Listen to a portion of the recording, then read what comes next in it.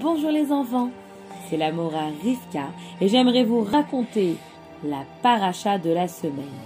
Mais cette semaine, nous n'avons pas seulement une paracha, mais deux parachiotes.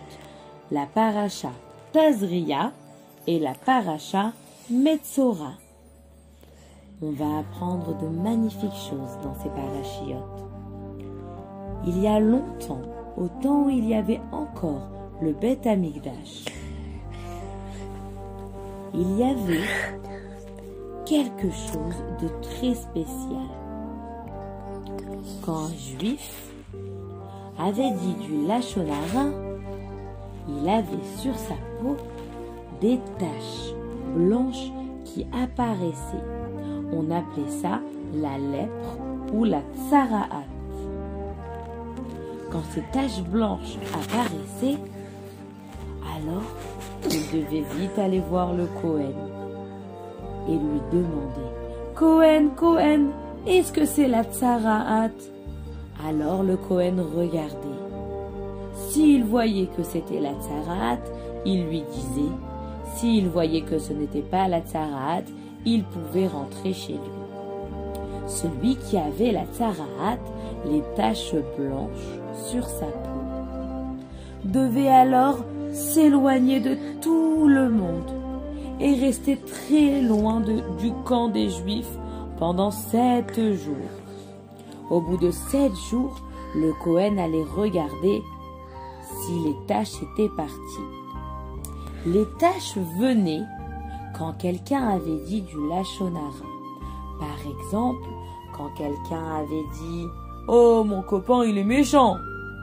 en parlant mal de quelqu'un, eh bien, c'était du Lachon Hara.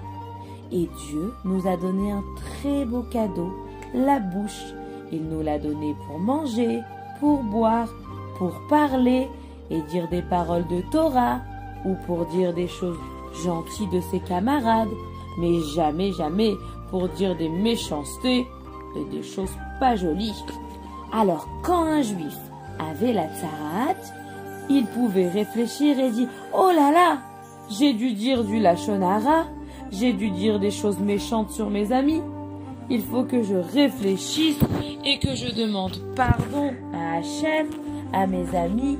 Il faut vraiment que je fasse teshuva. » Et c'est pour ça qu'il devait s'éloigner et rester très loin du camp, tout seul, pendant 7 jours.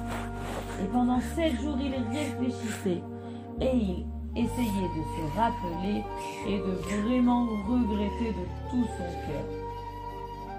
Et alors, quand Hachem voyait qu'il avait regretté et fait teshuva de tout son cœur, la tsaraat partait. Ensuite, il devait attendre le Kohen. Au bout de 7 jours, le Kohen arrivait et regardait si c'était parti. S'il avait bien fait teshuva et que c'était parti, il devait offrir un korban, un sacrifice pour Hachem, pour lui demander pardon.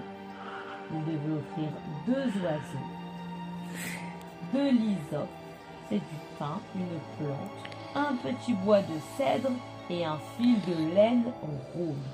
Et tremper tout ça dans un ustensile en argile et asperger plusieurs fois.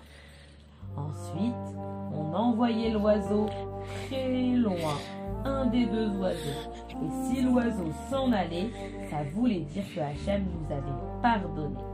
Ensuite, il allait se tremper au mikvé et enfin il pouvait rentrer chez lui. Eh bien, les enfants, c'était un cadeau d'Hachem, parce qu'en fait, Hachem nous montre, en montrant la tsaraat, qu'on peut faire teshuva, et nous dirait, rappelle-toi, tu as dit Lachon Hara, fais vite teshuva, demande pardon, et redeviens meilleur. On fait tous des erreurs, mais on peut tous s'améliorer. Dans la paracha Metzora, on raconte aussi que c'est assourd de dire du Lachon Hara. On doit garder notre bouche pour dire des paroles de Torah, des choses gentilles. Et on parle aussi de la tsaraat, la lèpre, les grosses taches blanches ou rouges sur les maisons et que ça pouvait aussi arriver, pas seulement sur la peau d'un homme, mais aussi sur sa maison et ses habits. Quand quelqu'un avait volé quelque chose, alors il y avait des taches sur la maison. Il devait sortir tout ce qui était dans sa maison et rendre l'objet qu'il avait volé à celui à qui il l'avait volé. Certaines fois, on devait même casser la maison. Quand la tache ne voulait pas partir, on cassait, on faisait un trou.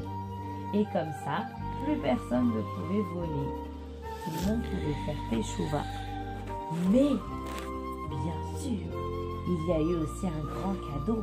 Quand les Juifs sont arrivés en Eretz Israël, certaines fois, les gens ne voulaient pas leur donner la terre d'Israël, ceux qui habitaient avant.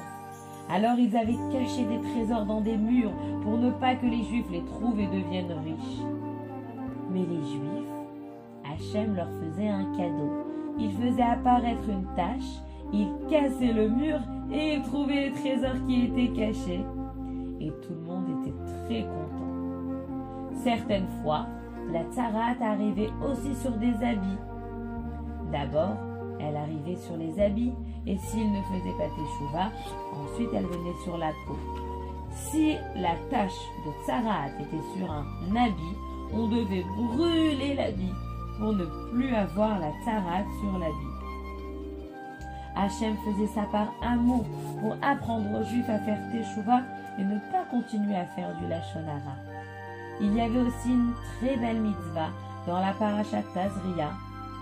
Dans la parashat Tazria, on apprend que la femme qui avait eu un bébé, pour remercier Hachem de ce bébé et de l'avoir protégé d'être en bonne santé, allait apporter, après avoir accouché le bébé, un joli korban pour Hachem au Beth Amikdash, que le Kohen recevait et ensuite il l'offrait à Hachem sur le Mizbeach. Alors nous les enfants, on doit tous faire Ahavat Israël, être gentils les uns envers les autres, ne jamais dire du lachon hara pour utiliser notre bouche pour dire des méchancetés sur les autres. Je compte sur vous pour bien faire ce qui est écrit.